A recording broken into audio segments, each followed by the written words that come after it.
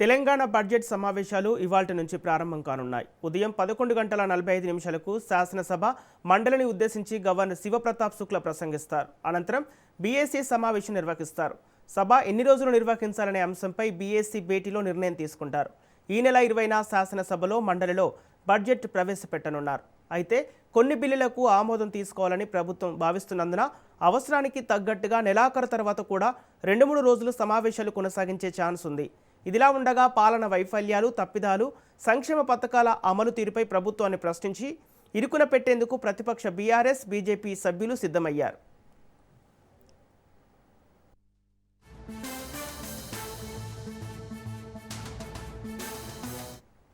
ఇదే అంశానికి సంబంధించి పూర్తి డీటెయిల్స్ మా ప్రతినిధి సైదులు అందిస్తారు.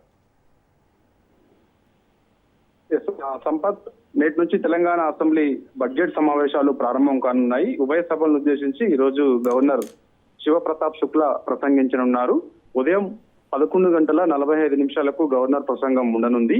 అసెంబ్లీ ఆవరణలో తెలంగాణ తల్లి విగ్రహావిష్కరణ ముఖ్యమంత్రి రేవంత్ రెడ్డి చేతుల మీదుగా ఓపెన్ చేయనున్నారు. ఈ కార్యక్రమంలో డిప్యూటీ సీఎం బట్టి విక్రమార్క, స్పీకర్ గడ్డం ప్రసాద్ కుమార్, మండలి చైర్మన్ గుత్తా సుఖేందర్ రెడ్డితో పాటుగా కాంగ్రెస్ పార్టీకి చెందినటువంటి ఎమ్మెల్యేలు పాల్గొనే అవకాశం అయితే ఉంది. బడ్జెట్ సమావేశాల షెడ్యూల్ పై బీఏసీ సమావేశాల్లో నిర్ణయం తీసుకోనున్నారు.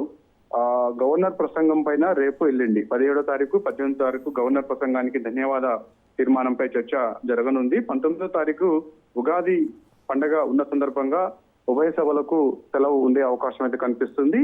ఈ నిర్ణయం ఈ రోజు గవర్నర్ ప్రసంగం ముగిసిన తర్వాత బీఏసీ సమావేశం ఉంటుంది. ఆ బీఏసీ సమావేశంలో ఒక స్పష్టత వచ్చే అవకాశం అయితే ఉంటుంది. 20న రాష్ట్ర బడ్జెట్ ప్రవేశపెట్టున్నారు.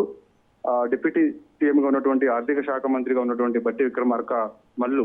ఇక 21న రంజాన్, 22న ఆదివారం కాబట్టి సో ఈ 2 రోజులు కూడా సెలవు ఉండే అవకాశం అయితే కనిపిస్తుంది.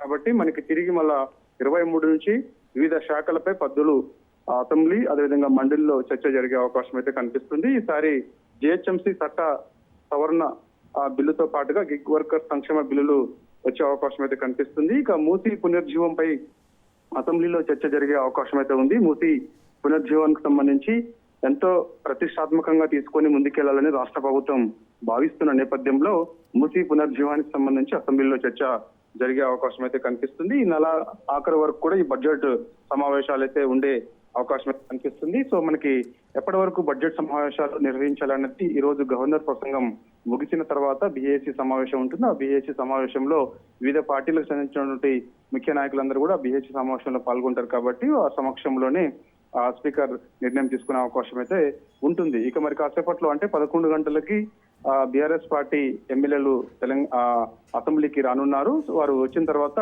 ఇక్కడ నుంచి అసెంబ్లీ నుంచి బయట ఉన్నటువంటి గన్ పార్క్ వద్ద ఉన్నటువంటి అమరవీరుల స్తూపానికి నివాళులు అర్పించనున్నారు. నివాళులు అర్పించిన అనంతరం వారు బడ్జెట్ సమావేశాలకి హాజరవుతారు. బీఆర్ఎస్ పార్టీకి చెందినటువంటి ఎమ్మెల్సీలు అందరూ కూడా గన్ పార్క్ వద్ద ఉన్నటువంటి అమరవీరుల స్తూపానికి నివాళులు అర్పించిన అనంతరం బడ్జెట్ సమావేశాలకు హాజరవుతారు. అయితే బడ్జెట్ సమావేశాల మొదటి రోజు ప్రతిపక్ష నేత మాజీ ముఖ్యమంత్రి కేసీఆర్ హాజరవుతారా లేదా అన్నది కొంత సందిగ్ధత నెలకొని ఉన్నది. దానిపై మరి కాసేపట్లో స్పష్టత వచ్చే అవకాశం అయితే కనిపిస్తుంది. మనకు అందుతున్న సమాచారం ఏంటంటే ఈసారి బడ్జెట్ సమావేశాల ముందు రోజు ప్రతిపక్ష నేత కేసీఆర్ హాజరు కాకపోవచ్చని కూడా మనకి విశ్వసనీయ సమాచారం. సో ఇక ఇప్పటికే అసెంబ్లీ బడ్జెట్ సమావేశాల్లో బీఆర్ఎస్ పార్టీ అనుసరించాల్సిన వ్యూహం ఏంటి అనేది ఇప్పటికే పార్టీ ఓరియంటేషన్ క్లాసులు గతంలో నిర్వహించారు ఈ నెలలో. సో దాంట్లోనే ఎల్పీ సమావేశం కూడా నిర్వహించుకున్నారు. సో బీఆర్ఎస్ పార్టీ అనుసరించాల్సిన వ్యూహం ఏంటి అనే దానిపైన కూడా ఈసారి బడ్జెట్ సమావేశాల్లో ఒక పక్క ప్రణాళిక ప్రకారం ముందుకెళ్లాలని చెప్పేసి భావిస్తుంది. దాంతో పాటుగా ఇక కాంగ్రెస్ పార్టీ ఎన్నికల సమయంలో ఇచ్చినటువంటి హామీలు అయితే ఉన్నాయో హామీలకు సంబంధించి ఖచ్చితంగా వాటికి చట్టబద్ధత కల్పించాలని బిల్లు పెట్టేందుకు బీఆర్ఎస్ పార్టీ సన్నద్ధమవుతుంది. దానికి స్పీకర్ అనుమతి కోరే అవకాశం అయితే ఉంది. దానిపైన లేఖ రాయాలని కూడా భావిస్తున్నారు కొంతమంది ఎమ్మెల్యేల సంతకాలతోటి. సో చూడాలి మరి స్పీకర్ దాన్ని ఆమోదిస్తారా లేదా అనేది కూడా తర్వాత మనకి తెలిసే అవకాశం అయితే కనిపిస్తుంది. ఇక రాష్ట్ర ప్రభుత్వం ఒకవైపు సుందరీకరణ పైన అసెంబ్లీ బడ్జెట్ సమావేశాల్లో చర్చ పెట్టాలని భావిస్తుంది కాబట్టి సో దాన్ని ప్రతిపక్ష బీఆర్ఎస్ పార్టీ అంగీకరించే అవకాశం అయితే ఉంది. చర్చకు ఖచ్చితంగా పట్టుబట్టే అవకాశం కూడా కనిపిస్తుంది. కాబట్టి సుందరీకరణకు సంబంధించి ఇప్పటికే ఒకవైపు రాష్ట్ర ప్రభుత్వం ముఖ్యమంత్రి Revanth Reddy power point presentation ఇచ్చారు. ప్రతిపక్ష బీఆర్ఎస్ పార్టీ 2-3 సార్లు మూసీ సుందరీకరణ అంశానికి సంబంధించి పవర్ పాయింట్ ప్రెజెంటేషన్ ఇచ్చారు. సో అవసరమైతే ఈ బడ్జెట్ సమావేశాల్లో కూడా పవర్ పాయింట్ ప్రెజెంటేషన్ ఒకవేళ రాష్ట్ర ప్రభుత్వం ఇవ్వదలుచుకుంటే ఖచ్చితంగా ప్రధాన ప్రతిపక్ష బీఆర్ఎస్ పార్టీ కూడా పవర్ పాయింట్ ప్రెజెంటేషన్ ఇచ్చేందుకు సిద్ధంగా ఉన్నామనే విషయాన్ని గవర్నర్ స్పీకర్ దృష్టికి తీసుకుపోయే అవకాశం అయితే ఉంది. దాన్ని మరి స్పీకర్ అంగీకరిస్తారా లేదా అనేది మనకి తర్వాత తెలిసే అవకాశం అయితే ఉంటుంది. అయితే ఈసారి బడ్జెట్ సమావేశాలు కొంత వాడివేడిగా జరిగే అవకాశం అయితే కనిపిస్తుంది. ఎందుకంటే కాంగ్రెస్ పార్టీ ఇచ్చినటువంటి హామీలపైన ప్రత్యేక ఫోకస్ చేస్తామని ఇప్పటికే బీఆర్ఎస్ పార్టీ చేసింది. ఇచ్చినటువంటి హామీలు ఎంత మేరకు నెరవేర్చారు ఏంటి అన్న దానిపైన కూడా మేము డిమాండ్ చేస్తాము.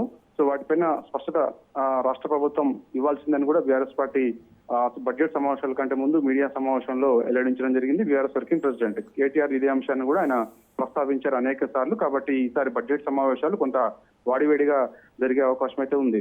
ప్రతి అంశం పైన చర్చ జరుగుతుంటే ఆ అంశానికి సంబంధించి ఎమ్మెల్యేలకి ఇప్పటికే క్లాసులు కూడా బీఆర్ఎస్ పార్టీ ప్రధాన ప్రతిపక్ష బీఆర్ఎస్ పార్టీకి క్లాసులు ఇవ్వడం జరిగింది. బడ్జెట్ సంబంధించినటువంటి అంశాలు పూర్తి అవగాహనతో ఉండాలని చెప్పేసి కూడా ఓరియంటేషన్ క్లాసులు నిర్వహించుకున్న బీఆర్ఎస్ పార్టీ. సో ఈసారి ప్రతి అంశం పైన పూర్తి అవగాహనతో మాట్లాడాలని ఎమ్మెల్యేలకు ఒక దిశానిర్దేశం కూడా చేయడం జరిగింది. కాబట్టి సో ఇటు మండలిలో అదేవిధంగా అసెంబ్లీలో శాసనసభలో ఈ రెండు సభల్లో ఖచ్చితంగా బీఆర్ఎస్ పార్టీ ఒక వ్యూహాత్మకంగా అనుసరిస్తూ సో కొన్ని అంశాలపైన చర్చకు పట్టుబడుతూ వాయిదా తీర్మానాలు ఇచ్చేందుకు కూడా సిద్ధమవుతుంది. ముఖ్యంగా కాంగ్రెస్ పార్టీ ఇచ్చినటువంటి 6 గ్యారెంటీలకు సంబంధించి, అదేవిధంగా ఇప్పుడు మూసి సుందరీకరణ అంశానికి సంబంధించి వాయిదా తీర్మానం, అదేవిధంగా మిగిలిన అంశాలకు సంబంధించి ఫోకస్ చేసే అవకాశం అయితే 420 హామీలకు సంబంధించి. సో ఇక రైతులకు సంబంధించినటువంటి అంశాలు, నిరుద్యోగులకు సంబంధించినటువంటి అంశాలు, మహిళలకు సంబంధించినటువంటి అంశాలు, సో ఇట్లా కాంగ్రెస్ పార్టీ గతంలో ఇచ్చినటువంటి ఎన్నికలకు సంబంధించినటువంటి హామీలకు సంబంధించి ప్రత్యేక ఫోకస్ పెట్టి ఖచ్చితంగా వాటిపైన చర్చకు పట్టుబట్టాలని కూడా డిమాండ్ చేస్తుంది. కాబట్టి సో అందుకు ఒక వ్యూహాత్మకంగా ముందుకెళ్లాలని చెప్పేసి కూడా ప్రధాన ప్రతిపక్ష బీఆర్ఎస్ పార్టీ భావిస్తుంది. కాబట్టి మరి కాసేపట్లో అంటే మనకి 11:45 అసెంబ్లీ బడ్జెట్ సమావేశాలు ఉభయ సభలను ఉద్దేశించి గవర్నర్ ప్రసంగం ఉండనుంది. సో ఇక గవర్నర్ ప్రసంగం ముగియగానే మనకి బీఏసీ సమావేశం ఉంటుంది. బీఏసీ సమావేశం తర్వాత అందులో మనకి బడ్జెట్ సమావేశాలు ఎన్ని రోజుల పాటు నిర్వహించాలి, ఏంటి, ఏ అంశాలపైన చర్చ చేయాలి, ఎటువంటి బిల్లులు రాబోతున్నాయి ఏంటి అనే దానిపైన కూడా ఒక స్పష్టత వచ్చే అవకాశం ఉంది. గవర్నర్ ప్రసంగానికంటే ముందు అంటే 11:25 అసెంబ్లీ ప్రాంగణంలో తెలంగాణ తల్లి విగ్రహావిష్కరణ ఉండనుంది. ఈ కార్యక్రమంలో సీఎం రేవంత్ రెడ్డితో పాటుగా డిప్యూటీ సీఎం బట్టి విక్రమార్క, మల్లు మంత్రులు, కాంగ్రెస్ పార్టీకి చెందినటువంటి మంత్రులు, ప్రతిపక్ష బీఆర్ఎస్ పార్టీకి చెందినటువంటి సభ్యులకి ఆహ్వానం అందినప్పటికీ కూడా వారు హాజరు కాకపోవచ్చని కూడా మనకి తెలుస్తుంది. కాంగ్రెస్ పార్టీ ఎమ్మెల్యేలు, అదేవిధంగా స్పీకర్ గడ్డం ప్రసాద్ కుమార్, మండలి చైర్మన్ గుత్తా సుఖేందర్ రెడ్డిలందరూ కూడా తెలంగాణ తల్లి విగ్రహావిష్కరణ కార్యక్రమంలో పాల్గొనే అవకాశం అయితే ఉంది. ఆ కార్యక్రమం ముగిన వెంటనే గవర్నర్ శివప్రతాప్ శుక్లా అసెంబ్లీకి హాజరు కానున్నారు. ఆయనకి స్వాగతం తెలిపేందుకు సీఎం రేవంత్ రెడ్డితో పాటుగా స్పీకర్ గడ్డం ప్రసాద్ కుమార్ అసెంబ్లీ ఆవరణలో వేచి ఉండనున్నారు. ఆయన రాగానే ఆయనకి స్వాగతం పలికి లోపలికి శాసనసభ హాల్లోకి తీసుకెళ్తారు. సో ఇక మనకి శాసనసభ ఉభయ సభలను ఉద్దేశించి 11:45 బడ్జెట్ సమావేశాలను ఉద్దేశించి గవర్నర్ ప్రసంగం ఉండనుంది. Okay right, thank you Saidulu.